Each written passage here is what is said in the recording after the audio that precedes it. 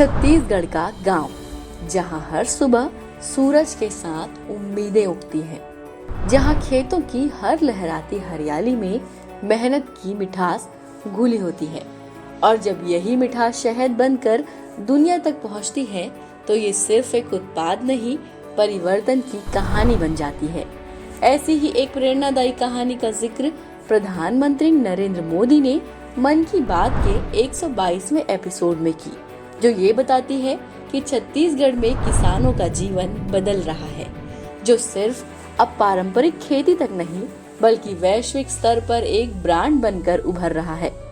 जानते हैं सी पॉजिटिव के इस खास वीडियो में कहानी मिठास की, कहानी सोनहनी की। ये कहानी एक ऐसे जैविक क्रांति की है जिसने न केवल गांवों की तस्वीर बदली है बल्कि भारत के आत्मनिर्भर अभियान को एक नई उड़ान दी है। ये कहानी है कोरिया जिले की सोनहनी शहद की। कोरिया जिला छत्तीसगढ़ का एक ऐसा इलाका जो अब तक सिर्फ अपने जंगलों और प्राकृतिक सौंदर्य के लिए जाना जाता था, आज वहाँ की पहचान बदल रही है। कलेक्टर चंदन त्रिपाठी की पहल से शुरू हुआ एक प्रोजेक्ट सोनहनी, जिसने मधुमक्खी पालन को रोजगार और आर्थिक सशक्तिकरण का जरिया बना दिया। सोनहनी कोई आम शहद नहीं बल्कि इटालियन मधुमक्खियों से तैयार किया गया शुद्ध जैविक शहद है, जो न सिर्फ स्वाद में बेजोड़ है बल्कि गुणवत्ता के मामले में भी अव्वल है।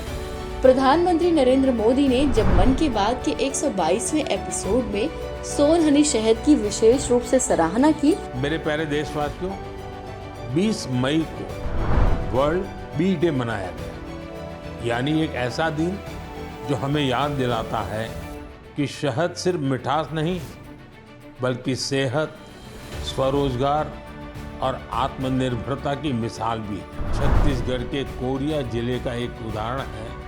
यहाँ आदिवासी किसानों ने सोनहनी नाम से एक शुद्ध जैविक शहद ब्रांड बनाया है। आज वह शहद जैम समेत अनेक ऑनलाइन पोर्टल पर बिक रहा है, यानी गांव की मेहनत अब ग्लोबल हो रही है।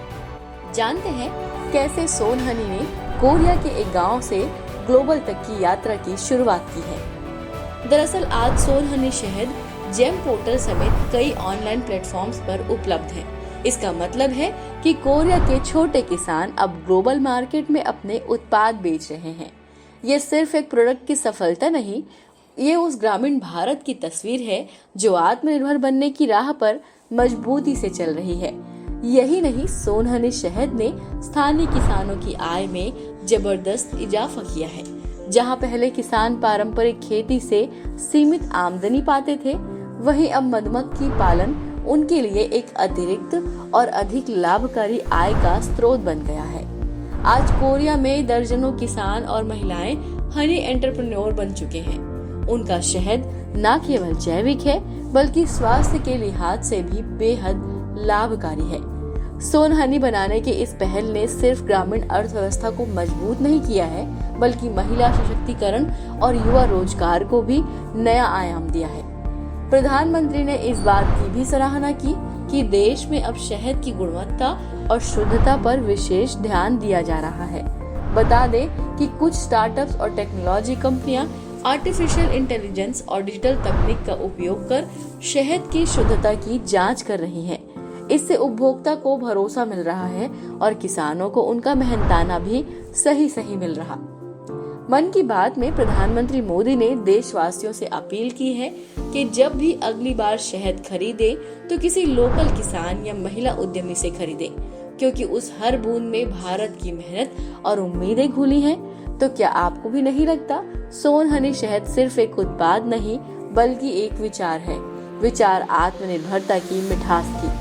सोनहनी की प्रोडक्शन से किसानों ने ये कर दिखाया है कि अगर नीति, नीयत और नवाचार साथ हो तो गांव की मेहनत भी दुनिया में छा सकती है। कोरिया के आदिवासी किसानों की ये सफलता देश भर के जैविक उत्पादकों के लिए एक प्रेरणा है। क्या आपने कभी सोनहनी का स्वाद चखा है? और क्या आपको पता है मधुमक्खी पालन कौन सा कल्चर कहलाता है? अगर हाँ तो हमें कमेंट कर जरूर बताएं। वीडियो को लाइक और शेयर करें और सी पॉजिटिव के YouTube चैनल को सब्सक्राइब करना ना भूलें।